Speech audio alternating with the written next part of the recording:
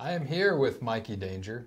You are. And congratulations. We're Magnum Pro Between the Ropes. First time having you on here. There's no ropes, but it is. It's about time. Between some trees here, I guess you could say. I'm just going to get right into it. I'm going to ask you this question. Okay, so last show. Hold on. How long have we known each other? 15 years? Yeah. Come on, let's take this. We don't need this. Let's turn Jack off and Jeremy on, because that's your name, Jeremy. We've known each other for 15 years. Let's just converse, shall we? Okay. So we want to do this untraditional and just make it more sure. Friends talking here. Hey, you know what? The fans love behind the scenes stuff. Let's tear the curtain off. Okay. Well, since we're friends talking, and friends are supposed to be honest with each other, right? Of course. Okay. It's kind of been eating at me. It eats at a lot of the people in the locker room. How can somebody leave wrestling to go pursue a music career? And then when that didn't go anywhere, they're like, I'm going to come back to wrestling. And then you expect respect from people? I mean, there's a lot of people that don't respect you because of your choice of going to music over wrestling and then coming back.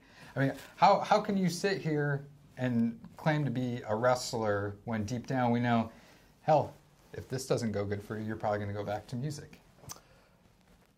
Yeah, you started right off, brother. Tell you what, man, not everybody has the same dream at the exact same time at the same moment. I mean, hell, I was a pro wrestler before Jaysin Strife stepped into a ring. I mean, we were all backyard wrestling. I came back to backyard wrestling after I was in pro wrestling, because you know what? A real quick way to chase you out is when Abu Colossus lifts you up in that full Nelson, throws you in the air, and you land smack dab on your neck. I felt like I could have almost died. I was 17 years old. I wasn't even supposed to be wrestling. So yeah, I left because I love music. I apologize to anybody in the locker room that I didn't share your same passion at the exact same time and want it so bad that I drove from state to state to state and let Ian Rotten pay me $5 to let some dude go into business for himself against me in some ladder match and come home bruised, scarred, and broke. I apologize. Next question. Okay. Well, let's talk about this. I mean, it looks as if you're wearing some kind of makeup around your eyes. What is this? The true Mikey Danger, or is this? We don't have to call it the true Mikey Danger. We could call it an evolution. I was getting bored, man, doing the same stuff. I'm not the most exciting guy in the locker room. Let's be honest, you guys. We got Devin Thomas, Red Wing, Jaysin Strife, Vic Victory. I can't do a Phoenix Splash, but I can entertain. And I got more charisma than anybody in that locker room. You mentioned backyard wrestling days. I mean, that's pretty much how we met, was backyard wrestling. I've been able to call matches of yours in backyard wrestling. Hell, I've even been in the ring with you in backyard wrestling. Mm-hmm.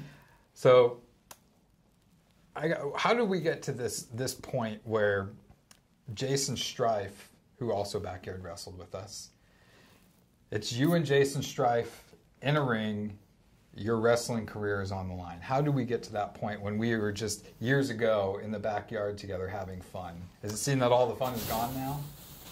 I don't think so. I mean, I'm having the most fun of my life right now. Magnum Pro is where it's at. Jaysin Strife has created something incredible. And I'll be honest with you, I pushed him. He was content in the Eagles Club. He was content in a crappy armory across the river. And I pushed him. I said, brother, Omaha's where this thing is going to blow up.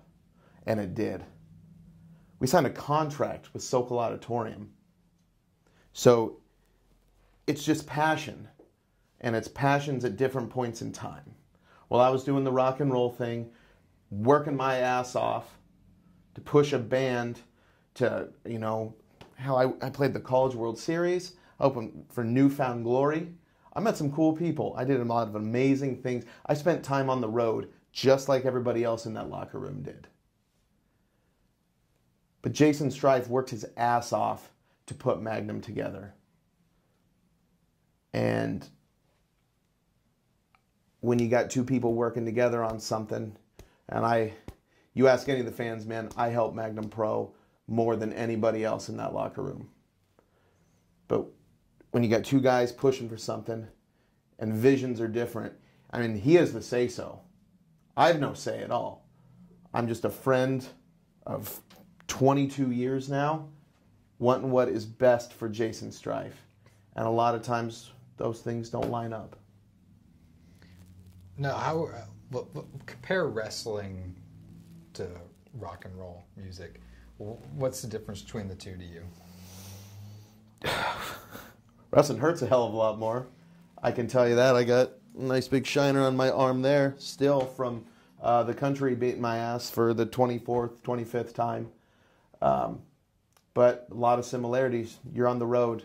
You're working for nothing. You're pushing a t-shirt, pushing wristbands, anything you can do to make gas money to get to the next stop. You do whatever it takes to get your name out there. You're just trying to get over, no matter where it is, and you want those fans to be invested in you. And I think I have that at Magnum Pro. It seems as though you've kind of fed up with Strife's ways lately. I don't know how real you want this interview to get and how much you want people to know. Oh, let's be totally real, brother. Why don't you explain behind the scenes at Magnum Pro what it's like working with Jaysin Strife? It's hard. It's not easy getting people to come to those shows. If they knew what was going on inside of those shows, we'd have every person in the Omaha metro area trying to pack into Sokol. If everybody just knew what all the boys in the locker room, myself, what you guys do before the show and after the show to make that happen, we'd have a packed house just out of respect alone. Forget the incredible shows we put on, the matches, putting our bodies on the line, the ladder matches. You got Bo and Duke beating the hell out of each other just to keep their spot. And Magnum Pro is the place to be. So backstage, it's a lot of hard work. A ton of hard work goes in to the 3-hour show you see. When you're there at 9 a.m. and you leave at 2 in the morning when that truck is packed up. And hell, this time around, 3 weeks later, we're doing it again. I kind of want to jump into why we're having this interview. Okay. First of all, we're leaving out a guy named Vic Victory. This kind of all started when Vic had his match with Strife back at Magnum Mania. If Vic won, he got a Magnum Pro contract. You came out in that match. What was your decision to come out in that match? It's long been documented that Vic Victory has heart issues. Those are legit, real, 100% real life, no kayfabe, behind the scenes. The dude has heart problems. So Jaysin Strife plays for keeps, man. He fights to win. Dirty or clean, he's going to find a way to win. And he started taking liberties with Vic that I didn't appreciate so much. So I wanted to go out and get a closer look at the action and, you know, it happens. Well, we did see at the end of that match, you got on the ring apron. Not saying that's why Vic won, but a lot of people, including Jaysin Strife, point the finger at you for that's why he lost the match. If Jaysin Strife is as good as he thinks he is and as good as he says he is and as good as we all know he is, what is it somebody like me standing on a ring apron going to do to stop him from obtaining a victory? Very true. Very true. Well, let's talk about Strife's ability. I mean, you came out at the last show, Lollipops and Elbow Drops, and I'm calling it, some calling it, I'm going to call it almost career suicide. You have the piggy bank in your possession, and with that piggy bank, you can get a future Magnum Pro title shot anytime you want. You have advantages over the champion like nobody else right now. You can strike at any time. And let's not forget, you are a former Magnum Pro Let's champion. not forget, I am a former Magnum Pro champion. Continue. Let's not take that away from you. So why would somebody who has pretty much everything in the palm of his hand inside that, like you like to call it, little porker, why would they challenge an athlete the caliber of Jaysin Strife? Jaysin Strife's wrestled all around the world, and I mean he's taken on AJ Styles, Matt Sydal. I mean he's even taken on, I'll call him Cesaro, Seth Rollins. Jaysin Strife has wrestled the WWE World Heavyweight Champion. Mm-hmm. That is the type of caliber of athlete that Jaysin Strife is. Which brings me to my point. Why would you put your career on the line against somebody? I mean, obviously your career, I'm sorry, but it has not been the career of a Jaysin Strife. Why would you do that? Especially when he's owner of this company. He's got TJ Benson to make sure things happen. The odds are I'm stacked. not worried about TJ Benson. Have you seen TJ Benson? He turns sideways and he disappears. He's two-dimensional. Well, non-issue. Nonetheless, you have everything stacked against you, but yet you're putting your career on the line. Why? And I want you to think really hard about that. I know a lot of people ask you that question, but this is where it counts. This show is where it counts. Why commit career suicide, essentially? So you keep calling it career suicide like I'm going to lose. Jack, this is the summer of danger coming up. There is literally no stopping me. I'm Mr. Piggy in the Bank. I'm going to beat Jaysin Strife. As great of an athlete as he is, there's a saying that a man is at his greatest when he has nothing left to lose. I disagree. I have everything to lose, and I'm definitely going to be at my best. I've been in the gym twice a day, every day. I've been studying Jaysin Strife.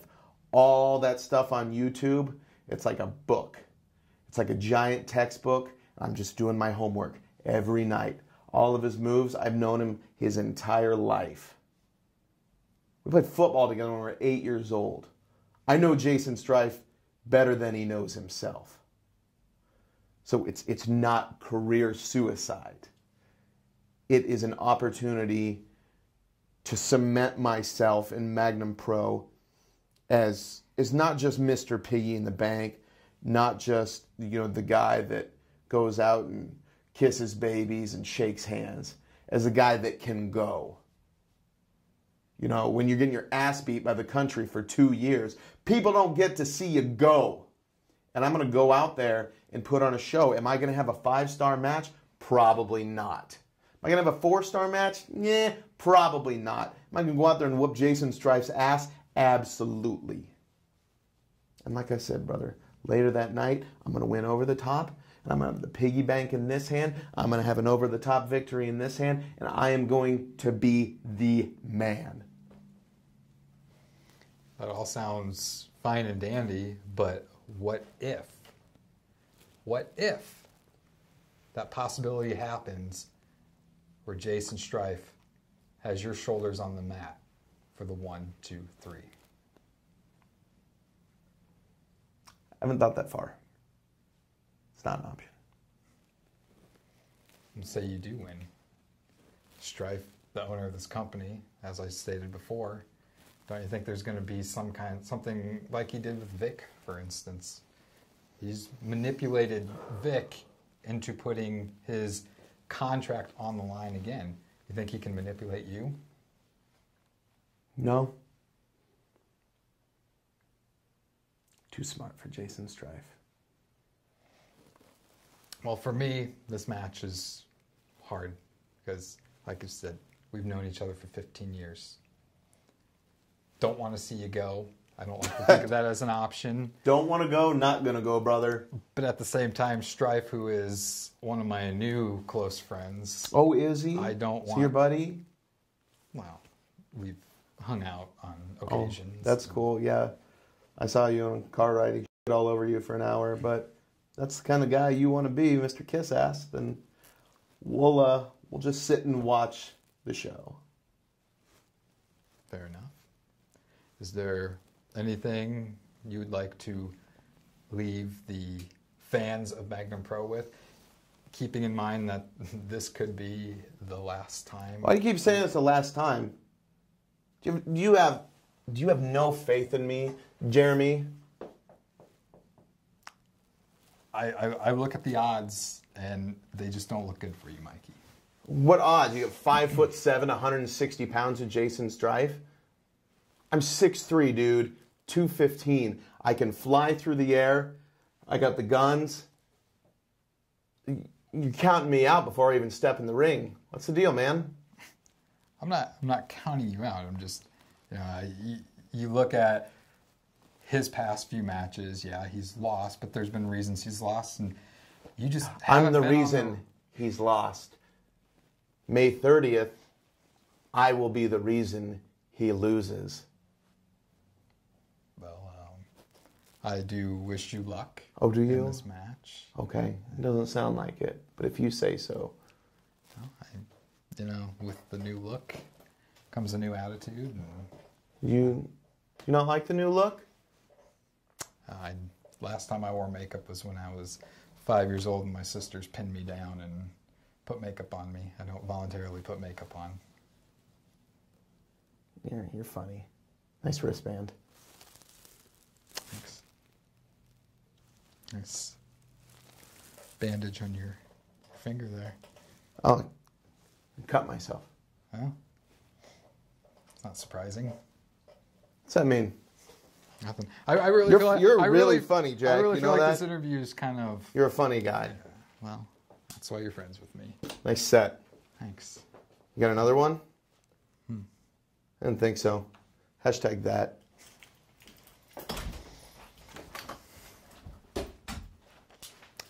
I'd say that was uncalled for, Frank, but whatever.